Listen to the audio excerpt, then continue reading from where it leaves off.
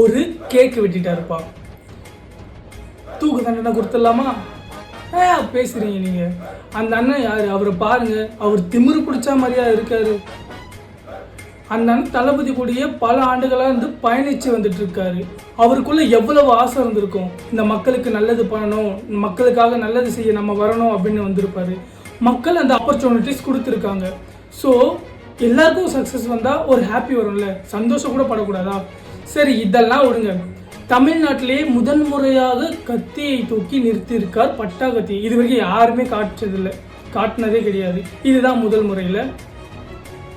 இந்த கத்தியை வச்சு பல தவறுகள் நடந்துக்குது. அப்போல்லாம் எங்கடா போனீங்க நீங்கள்? இப்போ என்னமோ புதுசாக வந்திருக்கீங்க. மக்கள் இன்னும் அவ்வளவு அன்எஜுகேட்டடா.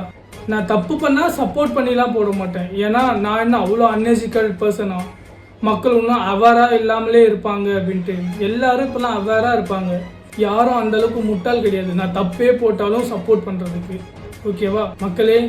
நம்ம தான் அவேராக இருக்கணும். இவங்கெல்லாம் காக்கி ஃபேண்ட்டு வெள்ளை சட்டை போட்டவங்க எல்லாருமே தாவேக்கா தொண்டன்னு நினச்சிட்டு என்ன வேணாலும் அப்படியே ஆளை உள்ளே இறக்கி என்ன வேணாலும் செய்யலாம். ஸோ நம்ம தான் அவேராக இருக்கணும். செய்தது உண்மையா எல்லாமே சிந்திச்சு நம்ம பார்த்துட்டு தான் நம்ம அதுக்கப்புறம் டிசைடே பண்ணணும். ஸோ அவேராக இருப்போம்.